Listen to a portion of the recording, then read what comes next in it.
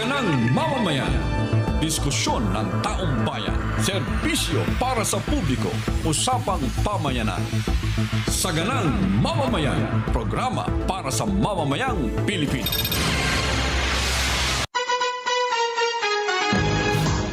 Ngayon po ay Tuesday. Masayang Tuesday sa inyong lahat. Masayang Tuesday. Wednesday. Sorry. Kala ko Tuesday. Hindi ako tinama ni Shane eh. Wednesday po kami ha. Masayang Wednesday, Nelson. Ay, masayang Wednesday, February 18, 2026 sa mga babayan natin na nasa ibang dagat. Ano man petsa ngayon dyan at ano man pong oras, lagi kayong welcome dito sa Saganang Mamamayan. Kayo pa ba? Lakas yun sa amin. Yan ang katunayang live tayo, Nelson. Yes. Nagkamali ng araw. Ayan. Samahan niyo po kami. Ako, maganda na naman ang ating talakayan ngayon. Talaga at naman. gawin nating makabuluhan ang ating talakayan. Umaatikabo, umuusok. Aha. Ang ating issue ngayon, marami na naman ang nagulat, Jen. Nagulat! Ha? Ganun. Ano ba ito? Hindi nila akalain eh. Yun na nga. Na ngayong araw na ito pala ay mangyayari ang isang pangyayari na hindi natin inaasahan na mangyayari. Ano bang pangyayari yan na nangyari ngayong araw na ito, 18 ng Pebrero? Bago yan. Oh. Dito muna tayo sa China. Ha? Ganon? Bago yan. Akala China ko muna tayo. kakambyo na tayo ng... Hindi na ito away. Hindi na. Hindi na. Ayan ang sinasabi ko. Kasi,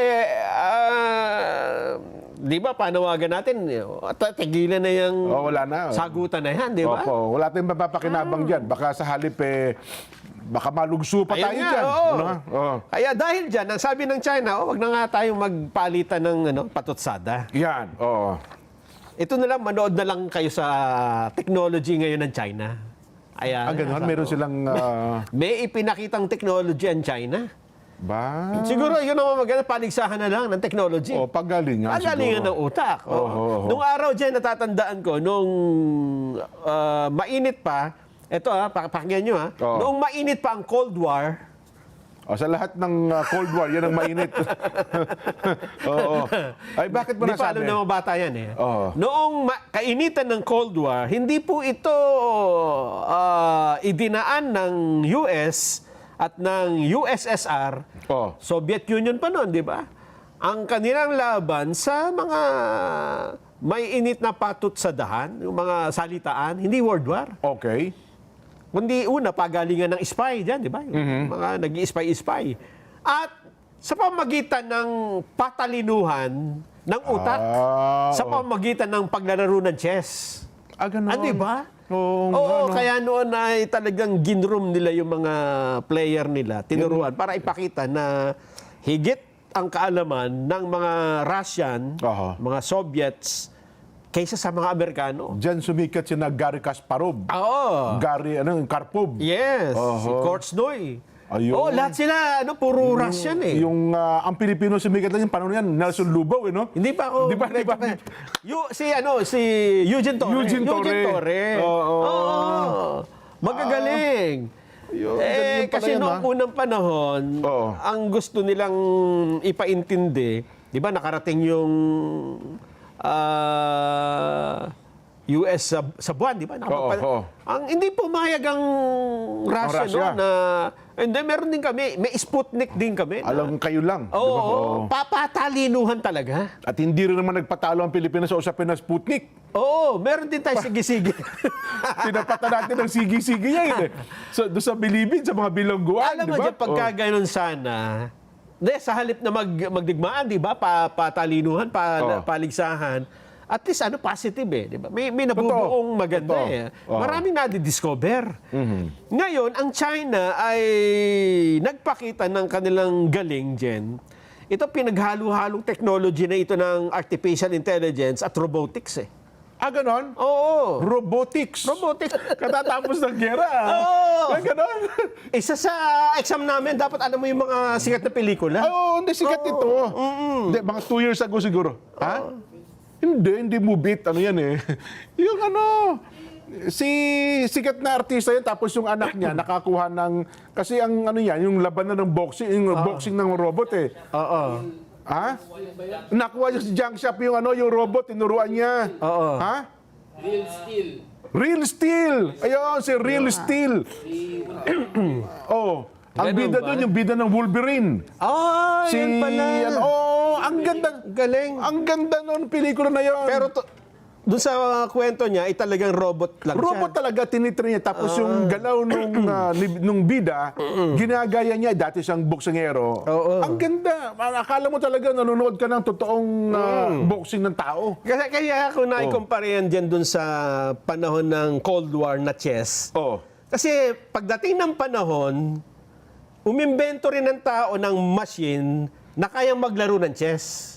Di ba? Yes. Si Deep Blue. Deep Blue. At ngayon, hirap na hirap ng talunin yan, ha? Pero nung una siyang ilaban kay Gary Valenciano. Gary Palustre. Talo si Gary Palustre, talo si Gary.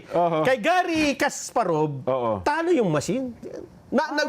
Umaano lang, nagdumodro lang. Ang galing ni Gary Kasparov. Pero makalipas ang isang taon, Na-develop. wala na makatalo. Hanggang ngayon nata, parang yun, hindi na kayang talunin. Hindi na kayang talunin. Lalo na yung mga bago ngayon. Kasi noon, bukis pa ang computer eh. Oo. Sumusunod sa batas eh. Ngayon, kahit anong tira. Kasi dati ang computer, alam mo, garbage in, garbage out. Ano? Oo. Pero ngayon may sariling nag-iisip na yung computer eh. Ang tawag ay machine learning. Machine learning na Natututo tawag. siya sa pagkakamali niya. Oho. Kaya ito, na-develop, pa-develop yan. Oho. Oo. Pero naalala ko, nung nakapanayam natin si DICT Secretary Henry Aguda, ino-offer natin ang lugar ng Laguna ata na doon mag-manufacture, mass manufacture ng Humanoids. humanoids, Yung ganitong mga klase ng robot. robots. Oo. Para ito daw ay mag-produce ng trabaho, ano pa man, sa Pilipinas, kung dito magsisimula sa atin. Ayun nga. Di ba? So, pero kung meron na ang China na ganyan, Oh, madami na nga di ba? dyan. No? Di ba paano kung halimbawa yung barko ng China, robot ng mga nakasakay? Yung nagmamaneho. Di ba? Lahat ng nagpapatakbo Oh, dyan. tsaka yung remote control. Oo. Pwede rin, wala nang imposible. Hindi. Ako sa tingin ko, kaya din ng Pilipinas yan, Nelson. Gumawa ng Ng mga ganyang klase. Sa mga estudyante lang natin eh. Naalala ko noong nakaraan, 2 years ago yata, ang New Era University nag-champion dyan eh. Lumaban pa tayo sa World Athletics, parang ganun eh. Na ang mga nag-aaral sa Pilipinas, ang nagcha-champion, Nelson eh. Oo. Pero hindi pa ganun kagandang klase ng robot ang nagawa. Ano lang, yung karaniwan lang. Na, Oo. Pero iba ito, ibang klase Iba ito. Yung tumatumbling. Tapos Yun na nga. pagtayo, ay pagbagsak nakatayo pa. Oo. Oo. Ang pinaka nakita ko niyan dati, akala natin pelikula lang, yung iRobot kay yung kay Will Smith, Nelson. Oh, pelikula lang talaga Ayun, yun. pelikula talaga yun. Di ba na nag-mass produce sila hanggang sa natuto yung robot, hanggang kahuli-huli yan, nakalaban pa nila yung robot na Man versus machine. Yes, naturuan nila at may armas eh. Hirap na hirap nga si Will Smith eh. Muntik siya mapatay nung pagkatikin na sa kanya ng robot eh. Buti na nakailag siya eh. Habang nanonood, sabi ko, ilag! Di ba? Ilang, di ba? Balita ko, may isang robot na nakapuslit.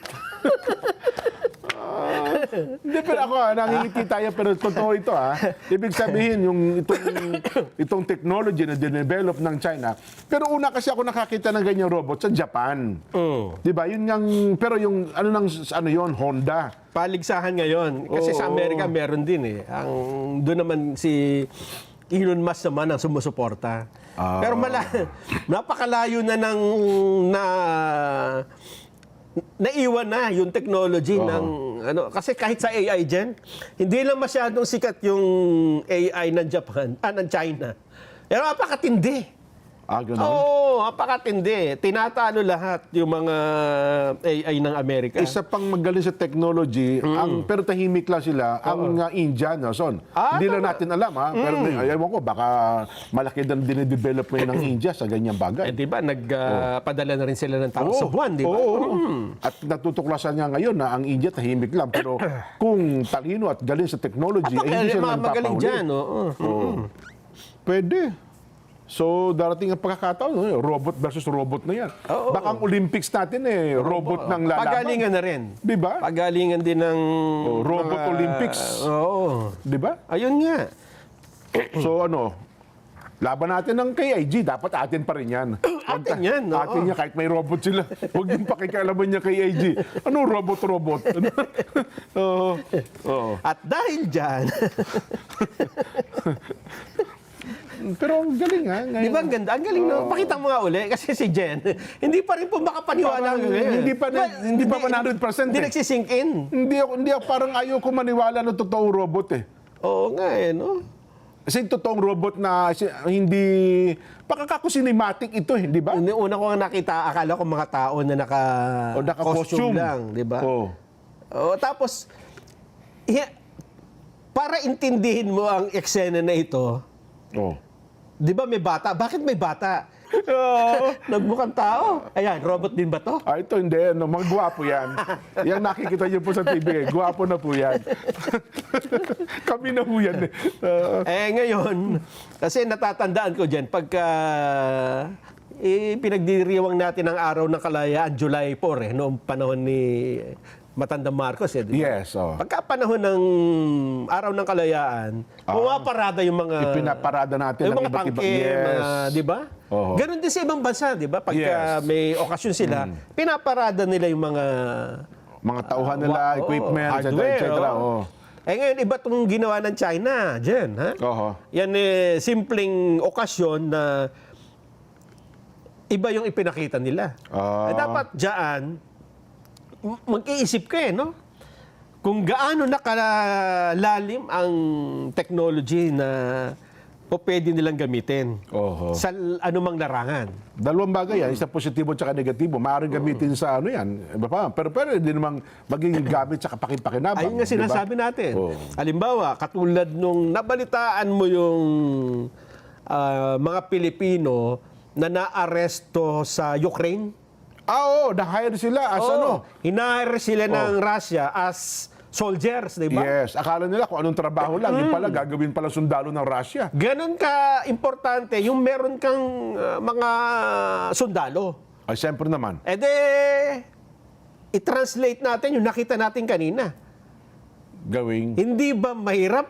Ito, nagtatatumbling, di ba? Oo. Nagsisisipa, nagkakarate. Oo. Hindi ba mahirap para i-program mo yung isang robot na magbantay sa isang... Ayan, hindi na magiging mahirap yun. Parang naka-steady baliwala ka lang dun Kung nagawa nila yung ganyan kanina. Ay, yun nga, di ba? Oo, di ba? Flexible Oo. Ayun ang sinasabi natin, di ba? Sa atin ng robot, yung parang na gumagalaw, yung nagtatanggal ng bomba. Yan, meron tayo yan, robotics na ngayon yan eh. oo. Dati tao yan eh. Ngayon meron na tayong nabili ata niyan.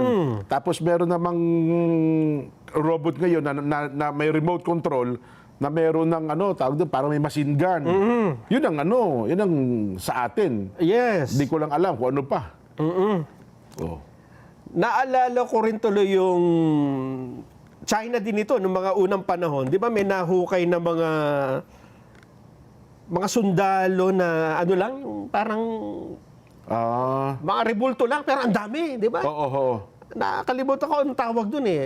Naging tourist destination eh. Ganon. Pag tiningnan mo, apakadami, pero hindi mga totoo. Hindi, naging batayan pa na matatanda yan. Baka meron daw ginto na tinuturo eh. Hindi ba? Kasi naalala ko, yung matanda sa amin, Nelson. Ito totoo ito May nakita sila, naghukay sila mga treasure hunter eh. May mga ganyan eh. Nahukay silang robot, yung estatwa. Nakaganon eh. Nakaganon. Diba? Nakaganyan siya, nakaturo. Sabi, andun. May tinuturo yung estatwa, nakaganon eh. Mga may tinuro, naghukay. Tapos panibago na namang estatwa ang nakuha nila, Nelson. Oo. Ang turo naman, nakaganyan na. Ito na, sa pool na. Kasi nakaturo na ng pababa, Nelson eh. Nakaganyan na. Hukayin natin, nandyan na.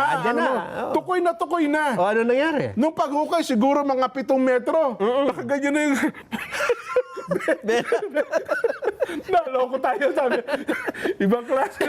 Ang tinutukoy ko pala, Jen, ito nakita ko na. Yung Terracotta Army. Yung Mud Soldiers. Terracotta. Oo, 8,000 unique life-size clay sculptures representing the army of Qin Shi Huang, the first emperor of China.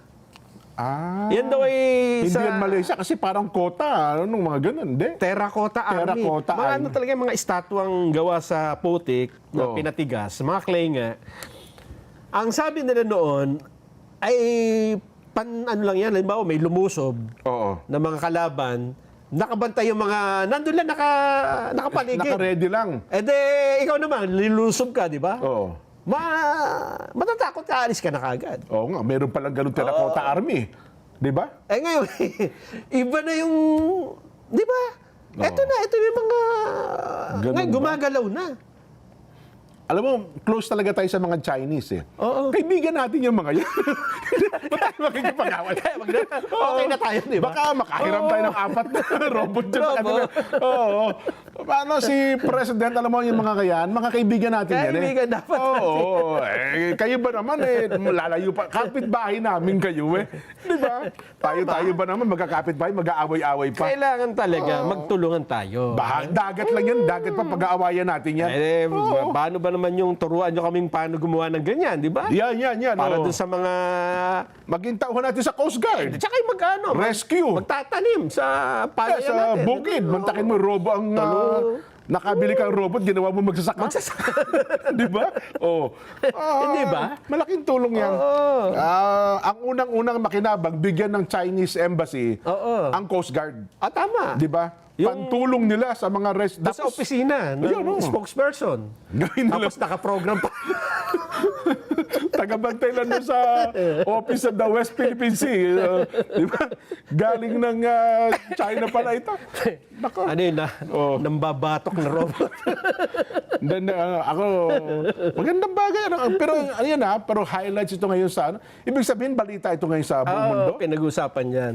Sa mundo, ako naman, ako sa technology lagi, nakabantay ako eh. Baka naman, bali pa sa ilang araw, bawiin ng China yan na ang ipinakita po namin sa inyo ay isang ano lang. Hindi Di ba? kasi before that, nagpapakita na sila ng development. Pero ngayon lang nila ipinakita ng ganito nakahusay yung mga robot. Ganun nakatindi. Kasi dati talaga ipinapakita nila, nadadapa, Yun nga, isabi ko nga sa'yo. Yun ang latest nga, yung ipinakikita natin dito, yung sa Pilipinas, na nakakausap na. Nagre-react, nakikipagkamay, tapos yung aso, tumatumbling, kung ano-ano, tumatahol-tahol. Yun ang latest.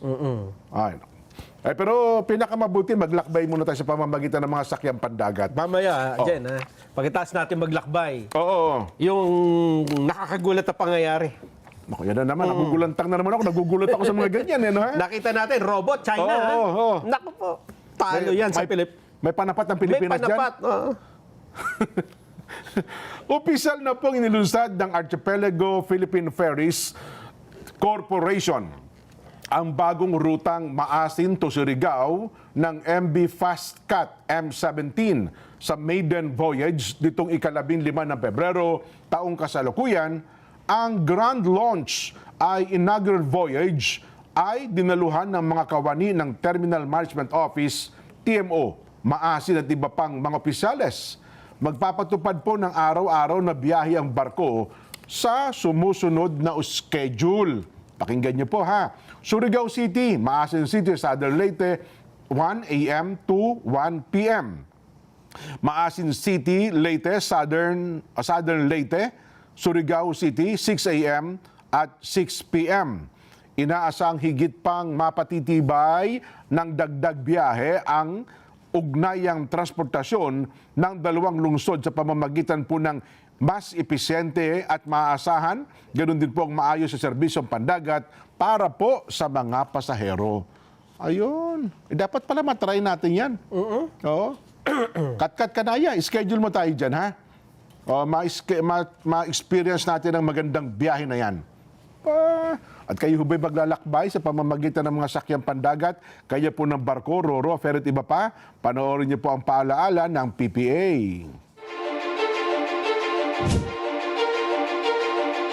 The Philippine Ports Authority, or PPA, is the nation's premier maritime agency, steering the course of progress through the archipelago's vital ports and harbors. PPA is among the strongest economic performers in Southeast Asia, according to Drury Maritime Research.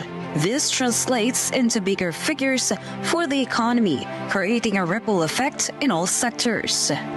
PPA's mission is to provide modern, sustainable, and resilient port infrastructure and facilities to provide responsive, reliable, and efficient port services, and to promote a regulatory framework that is transparent, fair, and relevant to the needs of all stakeholders.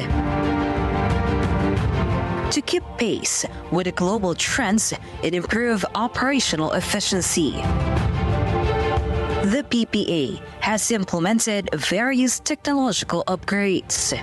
Mas maganda lang pong bumiyahe ngayon sa ating mga pantalan dahil nakita naman po natin mas madali na, mas convenient para sa lahat. Lahat po ito ay bahagi ng ating pagsasaayos ng ating mga pantalan para na rin po sa matagal ng hinahangad o nire-request ng mga pasahero natin na gawing mas maganda at mas kaaya-aya po yung mga pantalan natin, lalong-lalo na po yung mga terminal para po sa lahat. Legasiya po nating lahat ito na tayo ay makakaalala so many years from now na tayo po ay naging bahagi ng pagpapaunlad po dito sa pantalan. The Philippine Ports Authority stands resolute. Its mandate, vision, mission, and transformative projects, setting the course for a maritime future that resonates on a global scale. Philippine Ports Authority, linking the Philippine Islands to the world.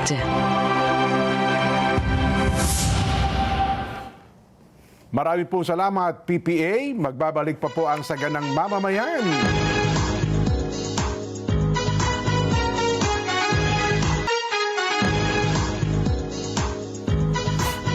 Mga kapatid, mga kabarangay, mga kasambahay, mga ka-SGM, panaloklak na. Heto na po ang panalo tip para masulit ang budget natin sa bahay. Doon na tayo sa Always Panalo. Yan o, pure gold, pare ko. Mababa ang presyo, very convenient sa dami ng stores, nationwide at laging kumpleto. At meron din po Pure Gold mobile app. Kaya doon sa mga ayaw pong lumabas, pwede ho kayong mag-order, magpa-deliver via Pure Gold Mobile. Download yun na ang Pure Gold Mobile. At mga kababayan, mga nakatutok po sa Saganang Mamamayan, atin po namang talakayan na naging kalagayan ng ating ekonomiya sa panahon po ng administrasyon ng Pangulong Bongbong Marcos. Ayan, panoorin po natin ang segmento ni Atty. Rowena Guanzon para po sa Usapang Matino. Atty. Rowena Guanzon po, at ito ang Usapang Matino.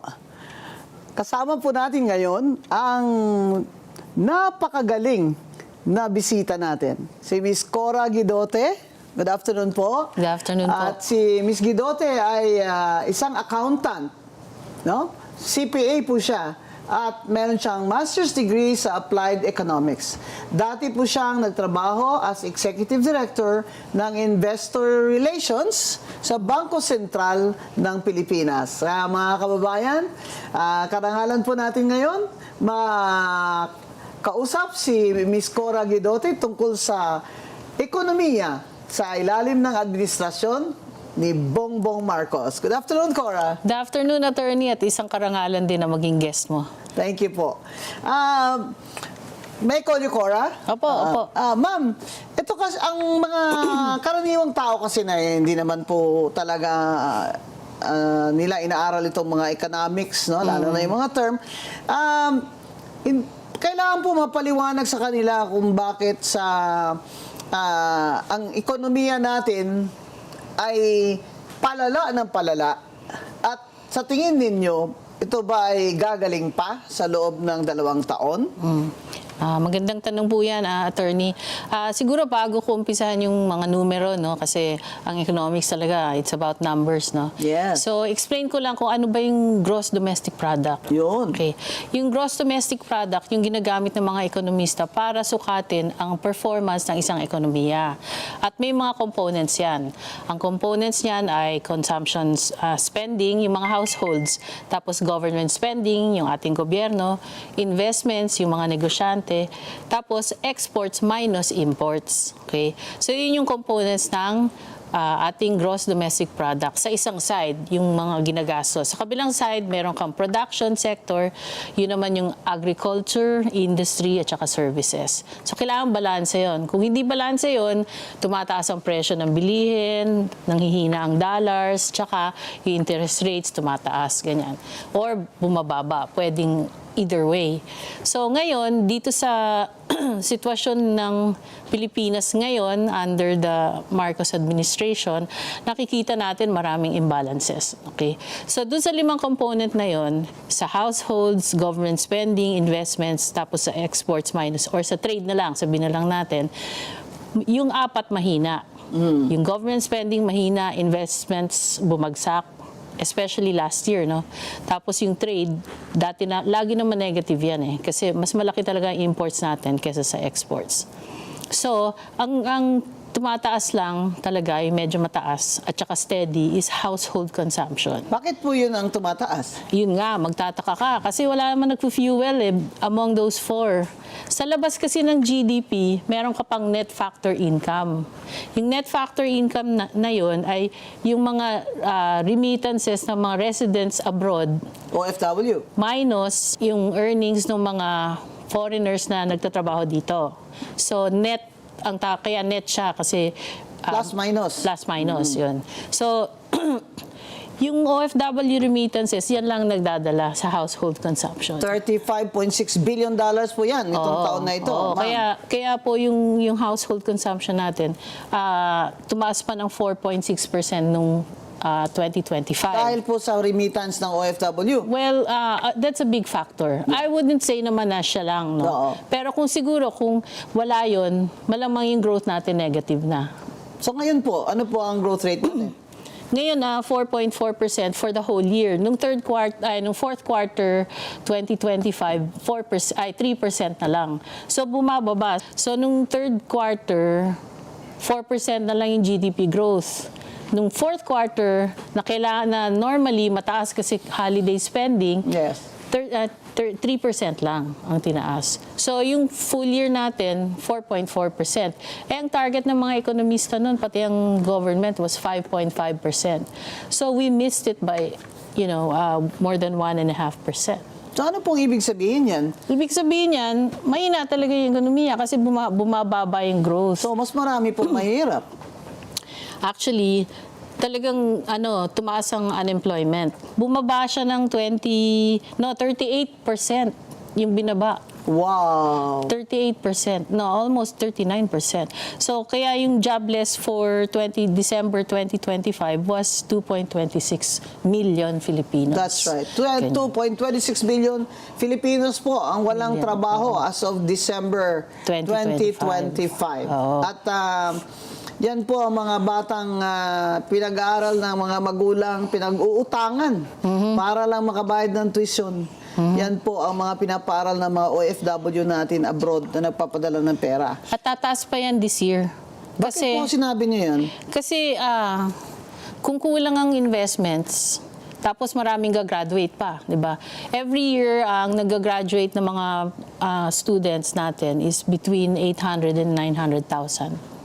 Wow. Ganun karami. Tapos ilan lang ang trabaho available? Ilan lang ang magiging available. Marami pang nawalan ng trabaho last year, kaya tumaas, di ba? So, ibig sabihin, very competitive ngayon yung matindi ang labanan sa hanap ng trabaho. Kaya yung underemployment natin, mataas din, di ba? Kasi yung iba, they settle for less already para lang Underemployment po, yun yung nag-aral kayong maging pulis, pumasa pa kayo sa board, example lang, or hindi kayo pumasa pa sa board, magtrabaho na lang kayong security guard. Ganun. Dahil wala nang trabaho. Kaya janitor or ganyan. Pero yung hours, kasi imbis na 8 hours, 4 hours tatanggapin mo na para lang magkapera ka. Yes. Ganun ang That's underemployment. Oo.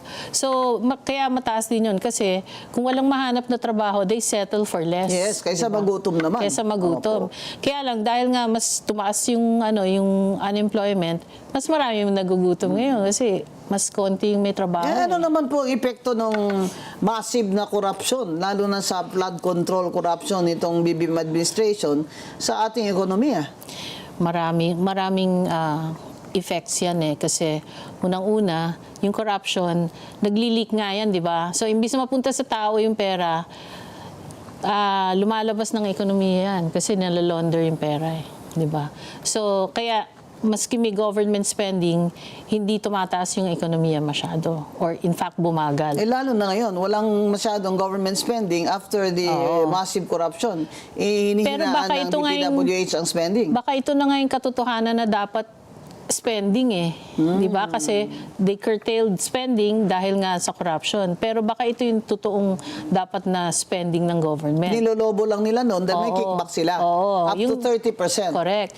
Yung kickback na yon, lumalabas ng ekonomiya yon kasi Tama. linolonder nila yung pera. Tama. Siyempre, kung magnanakaw sila ng pera, hindi nila itatago dito sa ating bangko sa Pilipinas. Maamlas sila Kaya nilalabas po nila yon. Yung iba ay nagdideposito sa ibang bansa. O kaya inininegosyo po nila sa ibang bansa. O kaya bibili na lang sila ng malaking real estate o mga mahaling kotse, ganyan. O kaya mahaling relo, jewelry, bags, ganun.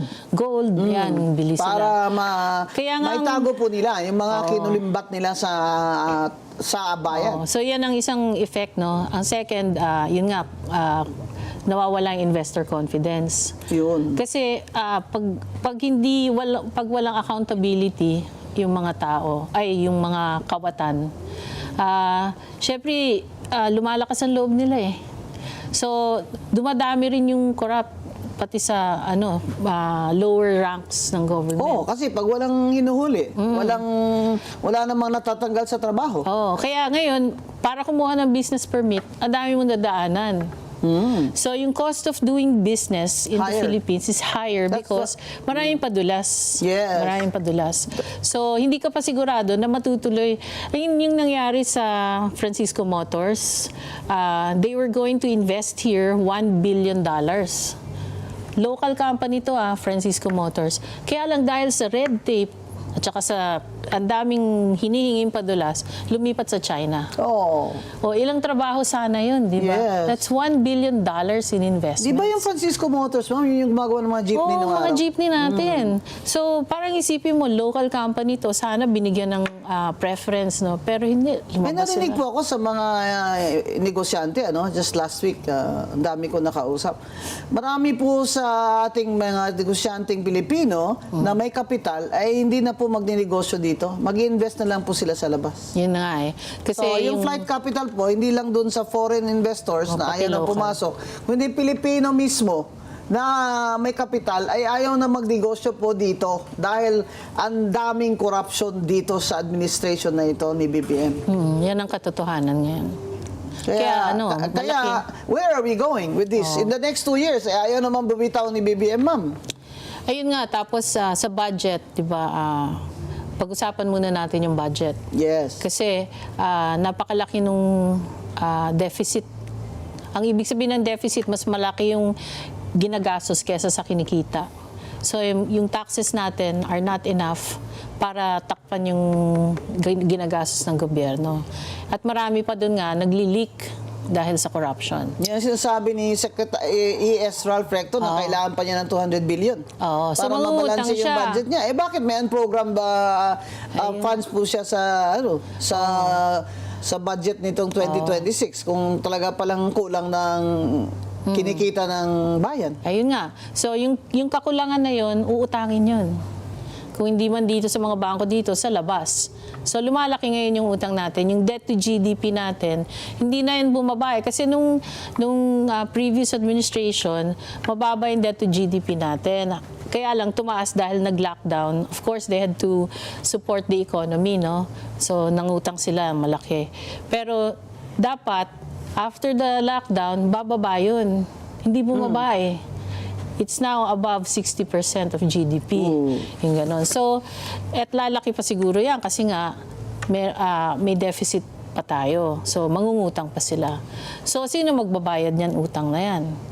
taxes Siyempre, ng tao. taxpayers pa rin. At saka yung mga kabataan ngayon. Di ba? Kaya ayaw ibaba ni Secretary Recto ang VAT from 12%. Our highest in Asia. Yeah. Ayaw ibaba kahit sa 10%. Siya nag-author niyan eh. Correct. Si Vatman. Yeah, siya So nag-author kahit sa niyang 10% ayaw po niya ibaba dahil talaga pong bagsak ang ekonomiya. Actually- so kukunin niya po sa atin, kahit tricycle driver, nagbabayad ng VAT pag bumibili siya ng gatas eh. Actually, kung tutuusin, kung walang corruption, kasyang-kasya yung tax natin. Yun. Di ba? Kaya lang dahil napakalaki ng leakage, hindi tuloy mapunuan. So, in other words, nangungutang tayo para may corruption. Para i-cover sa kanilang Oo. kakawaton. Ganon. Tapos Bisaya pa. Secretary Recto at Secretary of Finance, nangungutang po sila ng 1.7 trillion yata this year. Something like that. Sabi niya no? He needs it daw to run the government. Ang dami na nga nilang kinuha sa iba-ibang ahensya ng government eh. Kumuha sila sa PhilHealth, kumuha sila sa PDIC, kumuha sila sa iba-ibang bangko, kumuha sila sa Ginto. Ewan ko yung Ginto dapat nasa BSP yan. Kumuha sila para sa Maharlika Fund. Oo, sa Maharlika na hanggang ngayon, Funds. di natin alam kung saan napunta. Pati naman sa PhilHealth at sa PDIC, hindi rin natin alam kung saan napunta. At hindi pa nila binabalik. Hindi Kahit pa. may Supreme Court na po na ruling na ibalik na nila. Oo, hindi pa nila binabalik. Kasi itong gobyerno ni BBM, wala po itong accountability na tinatawag eh. 1.45 trillion in insertions. Wow! So, in the past 3 years. So, ako, ayoko nang masyadong isipin yan kasi sumasakit lang yung dibdib ko eh. Pero, ang iniisip ko ngayon, anong mangyayari in the next 3 years? Di ba? Madadagdagan po yun. Madako, kasi 2026, meron ko pang 96 billion na insertions. Tapos sa 2027, meron pa yan, malamang, di ba? Hindi naman i-veto yan Abay, ni lalo na, BBM. mag-election na po. Oo, kaya nga. So, nag-iipon talaga sila para sa election. So yun ang hinaalala ko kasi dadami pa yung leakage na yan. Lalaki At pa. ang responsible po dyan sa insertions na yan, mga kababayan, ay ang gumagawa dyan ang House of Representatives. Dahil sila po ang mga nangunguna sa paggawa ng budget bago yakyat po yan dun sa Senado. Pero hindi po hindi po naman ma-approve yun lahat kung hindi pipirma ang presidente. Kaya nga po sinasabi ko, sa 2025 budget na yun, na kadami ng insertions at flood control funds, hindi pwedeng manghugas ng kamay si BBM kasi pumirma siya eh. Pati ang program funds niya doon, pinirmahan niya yun eh. Kaya, pag sinabi niyang mahiya naman kayo, abay, nakakaasiwa naman pong mahiya naman sila. Dapat si BBM din po mahiya. Dahil wala naman pong budget na mapapasa kung hindi siya pipirma. At malamang ba, alam nga naman, hindi niya alam kung anong pinipirmahan niya. Sabi nga niya, dahil ilang araw gabi na siya hindi natutulog, na bumabasa siya ng budget Kaya kailangan po talaga managot ang presidente, si BBM. Hindi na po pwedeng maghugas kamay at malala na ang ekonomiya natin. Ito lang po, yung mga figures na binibigay sa atin ni Ma'am Cora Guidote ay hindi pa yun yan ng buong, picture o scenario, Hindi natin matatapos dito sa isang upuan lamang. Kaya kung may prediction po sa ekonomiya si Ma'am Cora Guidote sa the next 2 years po, ano po kaya yon, Ma'am Cora? Actually, attorney, bago yan, kasi di ba maraming naging ghost projects sa flood Yes. control. 1.9 trillion. Tinatanong mo kung ano pa yung effects nito sa ekonomiya. Ang hindi masyadong nasisilip ng mga ibang ekonomista, yung effect sa assets ng Pilipino. Kasi habang binabaha yung mga yung mga towns, yung mga bahay nila nasisira. So the cost of asset destruction is massive. Baka nga mas massive pa kaysa sa corruption. And to think, bawat taon, ang Pilipinas, alam naman dapat ng ating gobyerno kung ilang beses ang mga baha at napapasok, mga bagyo. Hindi po ba? Dapat na paglalaanan na nila yan. Yan nga sayang, di ba, kung nagamit yan sana, hindi lahat ng, yung mga bahay na sisira. Kunwari sa Bulacan, may isang town doon, nakalimutan ko yung pangalan, na perpetually nakabaha na yung bahay nila. So imagine kung ikaw OFW, nagpatayo ka ng bahay sa pinaghirapan mong pera, tapos binahalang, di ba? Tapos every year babahain pa. O di ba nakakaawa? Marami Pilipino. All ganyan. the savings lost. Yes. oo. That now they have to invest again, start over again, you know? Start from scratch. Oo. Tapos ang solusyon ng BBM administration ay bigyan silang tig 5,000. Oh, makakatayo ba ng bahay? Oo, yun. So yun yung isa pang masakit na epekto kasi talagang affected ang kabuhayan nila. Tsaka yung maraming farms binabaha, 'di ba? So maraming farmers ngayon ang laki na ng utang. Kaya napipilitan silang ibenta yung lupa nila. Nako-convert into commercial industrial Yes, use. oo. So walang production. Oh, so in a way parang land grab, 'di ba? So yun yung isa pang effect ng corruption. So kaya ang agricultural output natin laging mababa. Ganyan kasi wala masyadong support ang farmers natin. Tsaka yung fertilizer, very high. Cost of fertilizer, very high. Yeah. Kasi naman, yung nagninegosyo ng fertilizer, mga kasabwat din. Actually, kabit-kabit nga ngayon yung corruption So, pero dahil maraming nawalang construction projects, affected naman ngayon yung construction industry. So, maraming suppliers ngayon nabawasan ng income. Kasi yung construction in the fourth quarter went down by 40%. That's a lot. So, maraming So sectors walang ngayon. mga workers naghuhukay sa kalye, Oo. nag-mix lang simento. Marami yung jobs diyan na Yun yung mga lost. jobs na affect. Oo. Yan. Sa manufacturing, bumagsak din. Dapat mataas yan October pa lang mataas, pero bumagsak yung manufacturing index. Bakit ganun? Ibig sabihin, mahina talaga yung economy, mahina ang demand. So yung mga manufacturers, hindi sila masyadong nag-stock ng products kasi baka walang bumili. That's right. So affected rin yung mga jobs doon, di ba? Saka yung kahit po sa sa household na pamimili, nakita ko pati mga mayayaman nagrereklamo yung pa kaya mahirap. Correct. Diba? Yung dati yung 15,000 ko, 2 cart na ako. Tapos ngayon, 1 cart na lang ako. And imagine, these people are the ones na hindi naman sila magugutom kung hindi sila makapamalengke ng 15,000. Paano po yung mga nagbibenta sa kalye na para lang makakita ng 30 pesos, 50 pesos a day para makabili ng bigas? Balikan natin, attorney, yung sibuyas. Yun, talaga. Wala pang 6 na buwan ng BBM administration. Oo. Ay, naging, magkano nga kilo nun? 700 ang sibuyas? Oo. Dahil po yun, Ma'am Cora, sa Sa smuggling. Yun.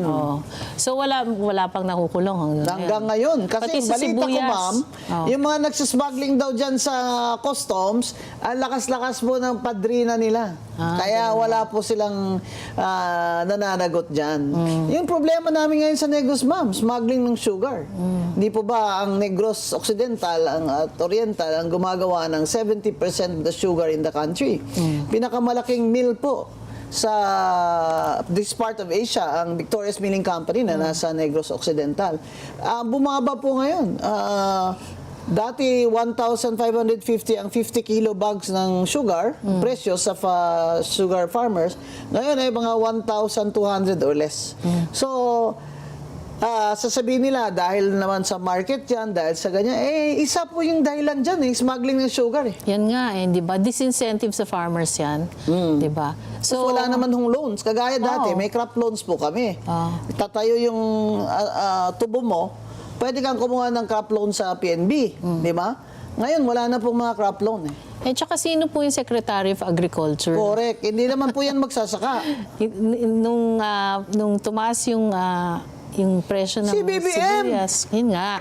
Tsaka sibuyas at tsaka bawang at asuka ay rice, Yun nga bigas. sinabi ko, ma'am, bakit naman itong presidente natin, ngayon lang ako nakakita ng presidente ng bansa na gusto siya maging secretary ng Department of Agriculture. Ano bang nandyan sa DA at gusto niya siya talaga mag-secretary of Agriculture? Tapos yun tumaas pala na yung yun, mga tapos presyo. tumaas lahat. Sibuyas, bawang, tsaka yung Bigas, labuyo. Yung sili. Yung sili. Kaya, BBM, hindi na pwedeng maitago yun kasi that's a fact na wala siyang nilagay na Secretary of DA dahil gusto niya siya. Ano po bang mga under sa DA? Fisheries. At saka mahal ng galunggong, di ba? Oo. Galunggong ay yan projection or optimism na magagaan po ang buhay ng mahirap na Pilipino bago mag-eleksyon. Opo. Kaya po tinatanong nyo kanina, so what can we expect in the next 2 years? Yes, bago po diba? tayo mag-end, ma'am, what can we expect? So, well, first of all, dun sa corruption, no? Mukhang tutuloy pa yan kasi nakita nyo naman 2026 may insertions pa. So may 2027 ka pa, meron ka bang 2028. So kung may insertions pa yon, 96 billion na this year, next year baka ganun din, di ba? And then, so may insertions pa yan. So given that, what can we expect from the government? Wala masyado. Hanggang walang accountability, walang nakukulong na kawatan, investor confidence will continue to go down. Yan. So wala ka pa rin naasahan na investments. Ano maasahan namin, BBM, sa iyo na ayaw mo naman ipakulong yung pinsan mo? Okay, so kung ganon, employment will still be lower, di ba? So, Pagka gutom na po ang mga more than one half sa Pilipino, ay siguro naman ay hindi na talaga mapagkaila ni BBM na he failed us. His administration is a failure. if he were an effective leader, dapat in the first 3 years, meron ng resulta yan na positive. Hindi nag-slow down yung economy. Hindi, dahil sa first 3 years po, kaukaw po sila ng kaukaw. Kaya, talagang nakaw yung ano nila. Ganyan yung naging Yeah, resulta. So, slow down ng economy. Yan. Kailangan po may part 2 itong imbitasyon natin kay Ma'am Cora Guidote po, ma'am. At maraming salamat po. Maraming salamat din po. Mula sa Net25. Ito po si Attorney Rowena Guanzon, ang inyong lingkod sa Usapang Matino. Marami pong salamat, Attorney Rowena Guanzon. Magbabalik pa po ang Saganang Mamamayan.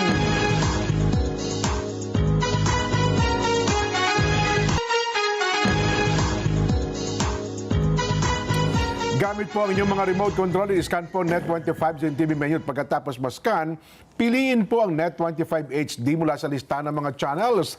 Let's net together na sa panonood ng mga programa, lalong-lalo na po ng Saganang Mamamayan. Ayon, Nelson. Sa araw na ito ay meron palang mga nagdiriwang ng kaarawan.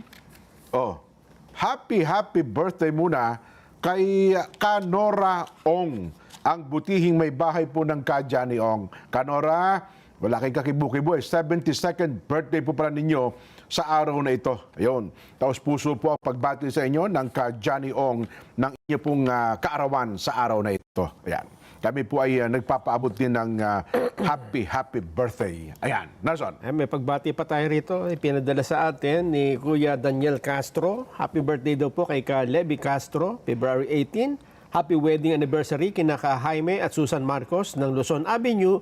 At happy birthday din sa kanyang anak na si Elaine Castro, February 19. Yan. Birthday mo na Kalebi ngayon? Kalebi Castro? Birthday daw, 18. Opo. Happy birthday po, Kalebi. Ano ha?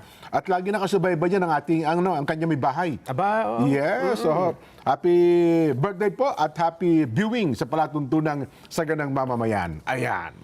Tuloy tayo, Nelson. Yan na. Eto Yung sinasabi mong medyo mabibigla tayo, ha? mukhang narinig na ng ating mga kababayan, ng ating mga nasa Senado at iba pa, Oo. na wag nga tigilan na natin yung China issue. Iba na, dito tayo sa local.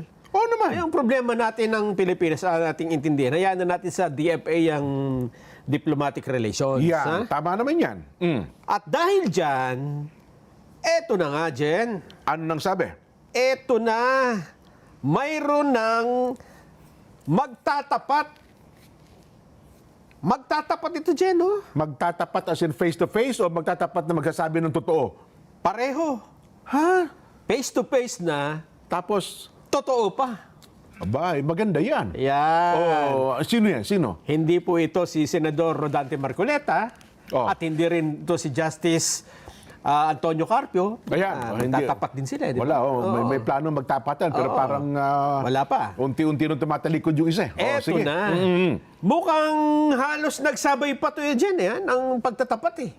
Ba, Halos nagsabay. sino yan? At pareho pa ng suot na damit. Wow! Ano, pulang-pula? Itim na itim. Abay, parang ano yan, nagluluksa. Ang unang kong inisip, magkapartido kaya sila? Sino? Naiintriga ako dyan Oh. Ano bang taon ngayon? 2026. Yes. So, 2026, 2027, 2028. Oh. Naku po. 2 taon na lang pala. 2 years. Tinutukoy ba yung 2028 elections? Mag-e-election na. Tama ka. Kaya Tama. panahon na nga pala talaga na ngayon ay magkaalaman na tayo kung ano ang mga plano nyong gawin. Dahil Oh. kung minsan dyan, tama yun napakabandang, it's too late na para magpakilala ka na gusto ko mong tumakbong sa anumang posisyon. Kapag ngayon pa lang, paiwas ka ng paiwas. Diba? Totoo yan. Kasi ngayon, kumbaga, nagkakaalaman na tayo ng totoong kulay. Diba? Ngayon pa lamang, kumbaga sa, sinisino ka na ng taong bayan. Yes. Sino yan? Eto na. Sabi ko sa iyo, ha? Oh. Nagulat din ako dito, Ba? Hindi ko to inaasahan, Na magsasabi ng katapatan. Oh. Kilala mo to, Aba, sinong kakilala ko nagtapat? Nagtapat ng kanyang pag-ibig, pagmamahal. Oh. Andali, may hinahanap lang ako, ha? Oh. Para kumpleto yung kwento, ha? Sige. Kasi hindi kumpleto tong kwentong hawak-hawak ko, Mahirap namang... Totoong kwento yan, ha? Yung talagang Totoo ito. walang labis, walang kulang, ha? Oo, teka lang. Oh, sige. Handali. Para kumpleto.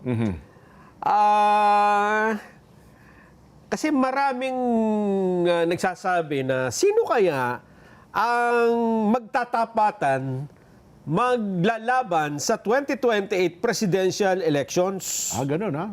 So, simula sa araw na ito, iinit na agad ang usapin ng politika. 2 taon pa. So, baka wala nang magawa ang mga leader ng pamahalaan natin yan, kundi mamulitikan na lamang pag nagkataon. Alam mo, dyan, sa aking sariling pananaw, mas maganda rin maagang tama na ba yun? magsasabi. Oo. Ang iba naman, sabi nila, naku, kaaga naman magpolitika. Baka ang mangyayari dyan, crab mentality na agad. Di ba? Wala kang gagawin tama dyan. Lahat yan, may pupuno na. Advantage at disadvantage. Oo, diba? oo. Pag maaga kang nagdeklara, ay alam ka agad ng tao. Uulanin ka na agad ng batikos dyan. Yun yung disadvantage. Oo. Babatuhin ka na ng mga kalaban mo ng kahit anumang... Totoo. Lahat ng maipambato mo. Oo. Kaya lang siguro inisip niya, ano pa bang ibabato niyo sa akin? Lahat na, pati kaldero, binato niyo na sa akin. Ganon. Oo nga, no. Sabi lang ba na, tama din naman. Ano pa? Ano pa bang Ano pa? pwede niyong ipukul sa akin Oo. na pwede mamakasira? At di ba, sabi natin, Lahat na, winasak niyo sa akin, di ba? oo. Oo. Kaya sabi niya, Sino yan? Anong sinabi niya? ang sabi niya, bakit mali ito? Oh. Ito na, ang sabi niya, Jen, tatakbo ako bilang Pangulo ng Pilipinas. Larry Gadon? Larry Gadon. Siya yan? Siya? Meron ba siyang planong... Hindi, baka malay mo. Di ba? Di ba, dito babae. Babae. Lauria Gadon? Napanood ko yan. Babae! Risa Ontiveros! Yan na yan.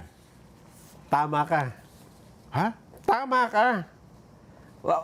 Hinahanap ko nga yung may totoo? video tayo. Pakita Nagdeklara mo nga rin siya? yung video. Kasi nagpa-press con din kanina naka-black, di ba? Oo nga, no. Pansinin mo, black. Tapos, yung bandera ng Pilipinas. Oo, tsaka bandera ng Senado. Yan. Tandaan mo yung framing na yan, ha? Oo. Black, nagsasalita.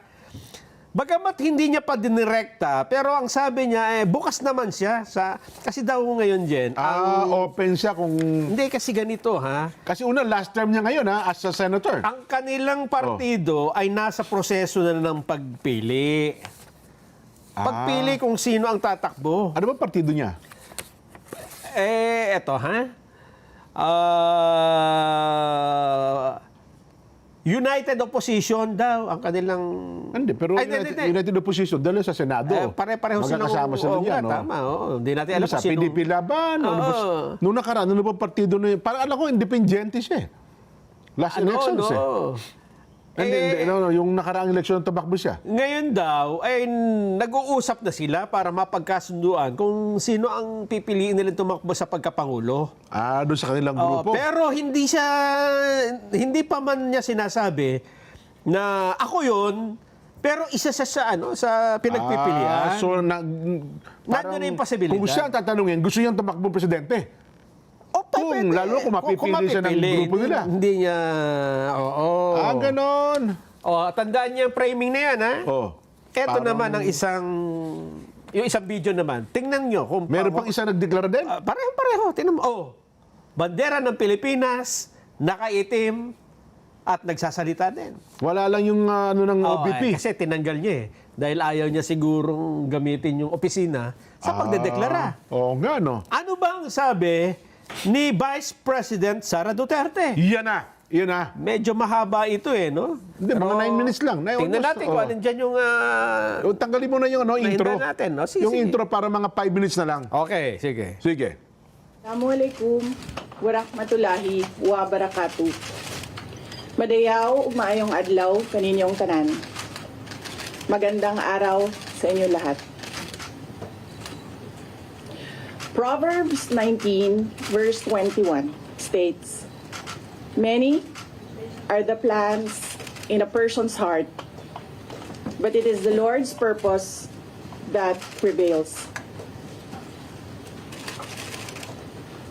It took me 47 years to understand that my life was never meant to be only mine.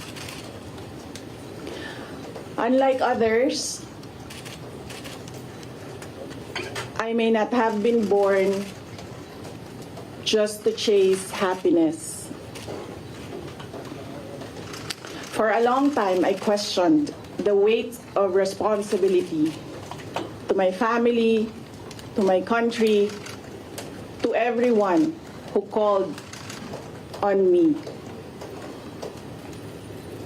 Today, I have peacefully accepted that my life is unlike any other. Sa unang mga buwan ng aming mga termino, nakita ko na ang kawalan ng katapatan ni Bongbong Marcos Jr. sa mga pangakong binitawan noong kampanya. Pati na sa kanyang sinumpaang tungkulin para sa bayan. Dahil hindi ko kinaya na maging bahagi ng 2025 national budget na tadtad ng katiwalian. Pinili kong umalis sa kabinete kahit alam ko na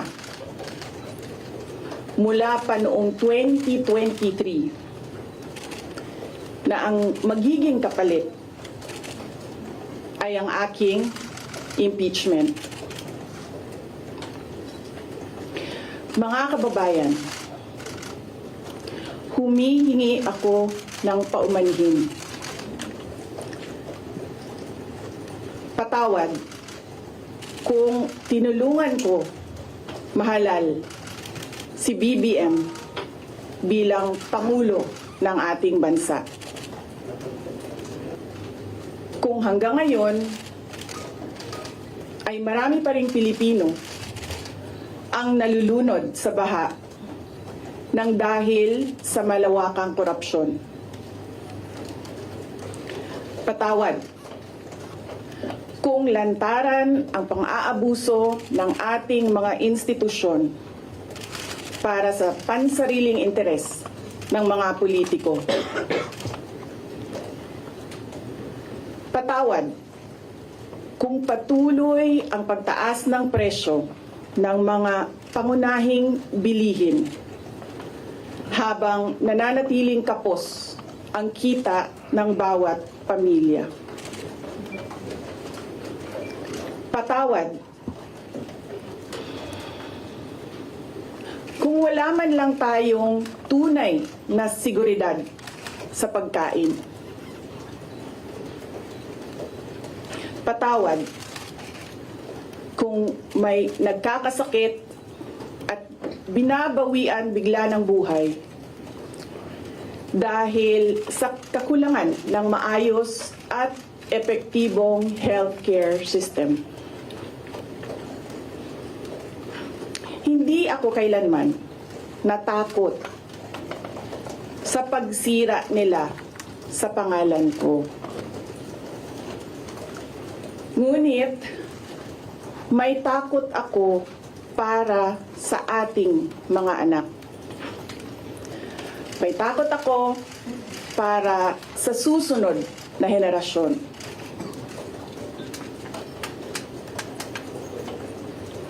May takot ako para sa mga kababayan nating walang bahay sa ibang bansa. Walang pangalawang pasaporte,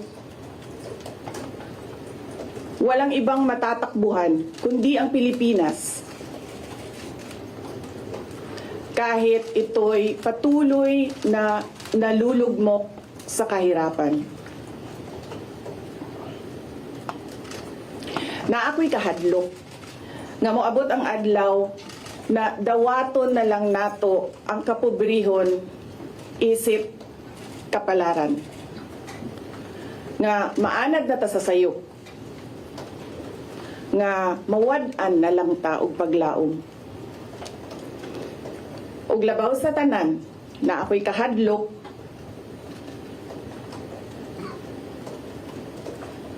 nga moabot ang adlaw nga wala na tay Pilipinas nga ikahatag sa atong mga anak. I cannot kneel before each and every Filipino to beg for forgiveness. Instead, I offer my life, my strength, and my future in the service of our nation. Mga kababayan, ibalik natin ang tapang at malasakit para sa Diyos, sa bayan, at para sa bawat pamilyang Pilipino. Ako si Sara Duterte, tatakbo bilang Pangulo ng Pilipinas. Shukran. Ayun, Nelson. Malinaw na. So 2028, iniba niya yung naratibo ng kanyang pangtatay, ha?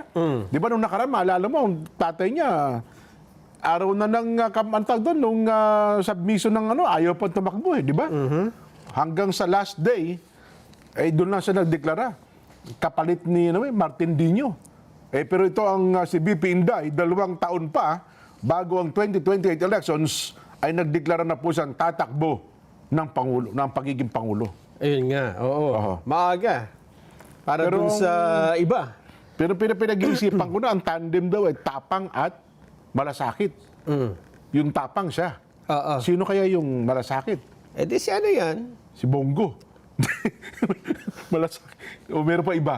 May iba pa yan? Meron pa? Oo. Tapang at malasakit. Oh. Sino iba? Natapang malasakit? Kailangan na yan natin ng tapang Sandali, at... i-review ko. Ako sa bandang dulo, bandang Ano huli. natin, ha? Oh. Ayoko nga, no? Tapos sinabi niyang ako, Nananawagan. oh, Oo nga, no? Teka. di ba? I offer my life, Oh, my strength, and my future in the service of our nation. oh. Mga kababayan, ibalik natin ang tapang at Oh, malasakit. kita mo na. Di ba? Tapang, Oh, kasi siya, matapang talaga si BP Inday. Napatunayan na, di ba? malasakit. Oh. O yung dalawang katangian ay paresa sa kanya. Ganun ba ibig sabihin? Oh. Malasakit Center. O nga, no? Bongo nga, no? naisip lang natin, pero hindi pa umpisa, naman yan, hindi baka pa yan. magalit sa atin yung, hindi ako yan, hindi ako. Kasi yung malasakit, pag sayo yung malasakit eh, di parang lagi nakakabit lagi kay Senator Bongo yun eh, no? Ayan. So, yun, Nelson. Ano masasabi mo dyan? Ang masasabi ko dyan, At ba yung positibo? Ngayon eh, siguro di lahat na ng kanyon. Di ba? Eh nakatutok ngayon, biglang lipatan ngayon lahat yan. Bagamat alam nila noon, kasi sa mga sandali ito, gaya ng ating matalakay kahapon, eh parang wala pa rin pwedeng tumapat kay BP Inday kung pag-uusapan ay presidency. alam mo, ano Diba? yan eh, strategy Oh. dito sa panahon na nandun ang kanyang impeachment complaint sa House, di ba? So ano to, mayroong indirect message ito sa mga politiko ngayon? Ganun ba ibig sabihin? Kasi kung hindi pa niya sasabihin kung ano ang kanyang plano sa 2028, may doubt pa sa iba kung kanino sila sasama o kakampi, di ba? Kung kayo sila tataya. Oo. Kasi nga, sa no? Pilipinas, Jen, Oo. ito ay malalaman naman natin ito sa mga nakaraan eh. Oho. Dito ho sa politika ng Pilipinas, walang tinatawag na loyalty. Interest ang nangungibabaw Oo, dito. walang loyal. Oo. Tingnan mo na lang yung Rebulya, di ba? Ang Pangulo ng bansa ay si... Ito na lang, nung nakaraan, Duterte. Oh. Nasaan ang Rebulya? Nasa mga Duterte. Oo. Ngayon ang Pangulo ng Pilipinas ay Bongbong Marcos. Di, but ako, atas ka ng konti. Oo. Nung panahon ni Pinoy at saka Binay, di ba? Oo. Ginawa pang spokesperson ni Binay yan eh. Si John Vic, di ba? Tapos mga isang buwan bago mag-eleksyon. Oo. Ninyong Binay, Duterte, yung mga kalaban, biglang lumipat ngayon sa mga Duterte. Oo. Di ba? O tapos nitong Bongbong Marcos na, Ay, yun o din. sino pang naging dahilan para ma-aresto si Ayun nga. Duterte, di ba? Yun na nga. O Alam na ng lahat yan. John Vic din. Oo. Tsaka si kuya pa niya. Kaya hindi malayo, mga babayan, na sa deklarasyong ito ni Sara Duterte, ay magkaalaman na kung sino ang mananatili sa bangka na... O may maglulundagan na? Ang sabi nga nila, palubog, kasi it doesn't matter, it doesn't mean na mawawala na yung gobyerno o matapatalsik. Ano na yung kumbaga sa araw, palubog na eh. Political survival ng gagawin ng iba? Palit na ng hindi naman pwedeng tumakbo siya ulit, di ba? Totoo. Oo. Gustuhin man niya, hindi na pa pwede.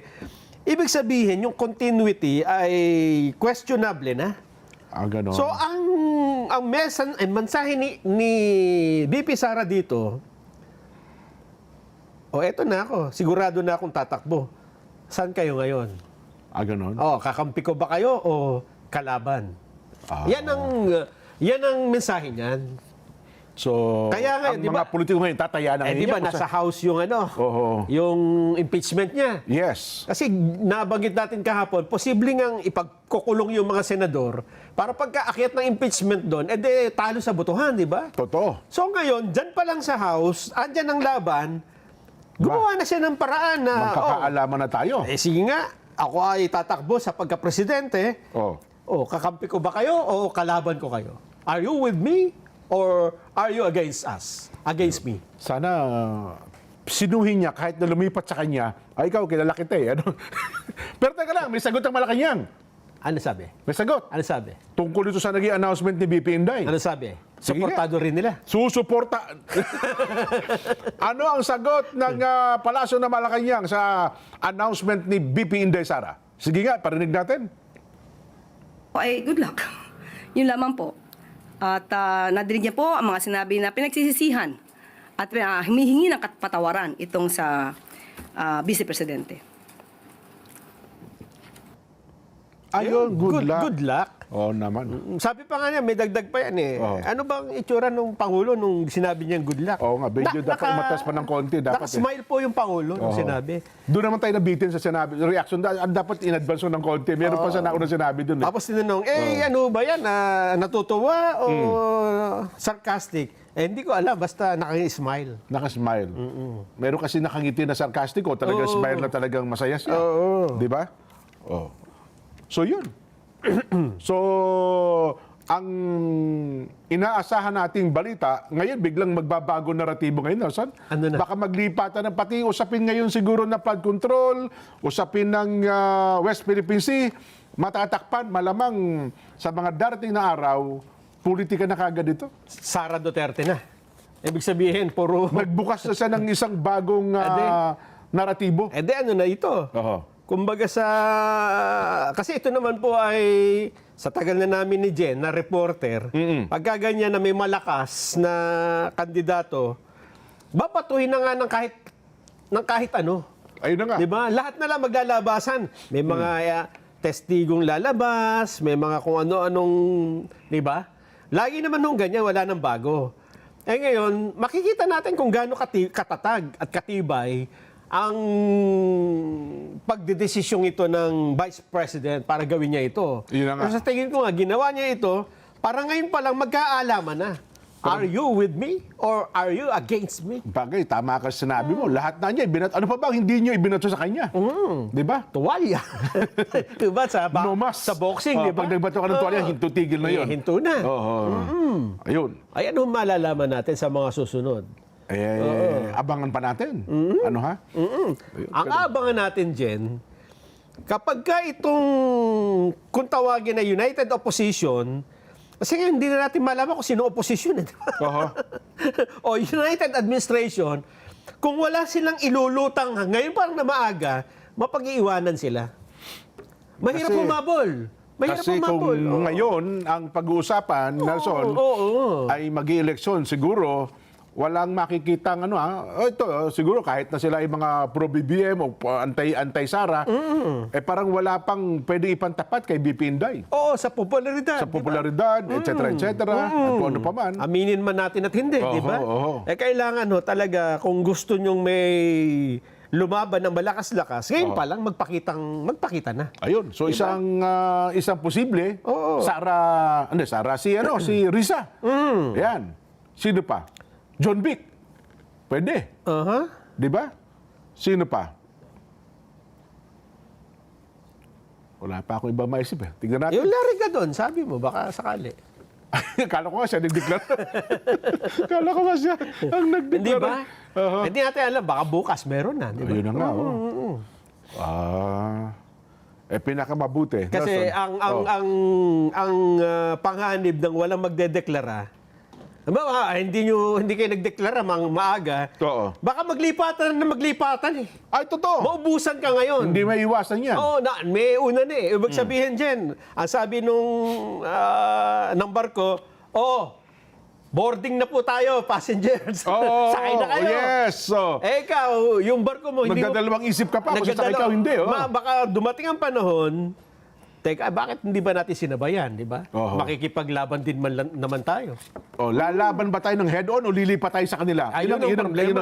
May dyan. kasabihan nga dyan, Jen. Oo. If you can't beat them, Oo. join them. Pero ako, yaman din lamang nagdeklara si BP Inday. May mga kilala po ako, wag niyong kahit mag-join. Wag niyong baka makasira pa sa inyo. Di ba?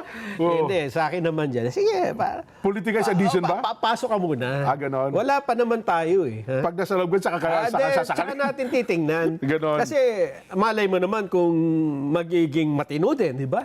Doon lang tayo sa pamumunong matino. Ay, Wala hindi. naman sa Hindi, ako sa Nelson. Ha? Hindi, ako sa tingin ko, walang pag tuminuyo. Doon lang tayo sa usapang matino. Ganon. Oh. Di siya, Atty. Rowena Gonzo, di ba? Magpahig na. Ay, naka. Happy birthday muna to Ferdinand. Uy, Ferdinand Wanawan. Ayun, mula po sa inyong mga apo, Anika, Amaro, Lilith, at saka kay Luke. Ayan, happy wedding anniversary po kina Jaime at Susan Marcos ng Luzon Avenue. Ayun, happy anniversary po. Happy viewing po kay Ka Erning Malilay. Diyan po sa General Santos City.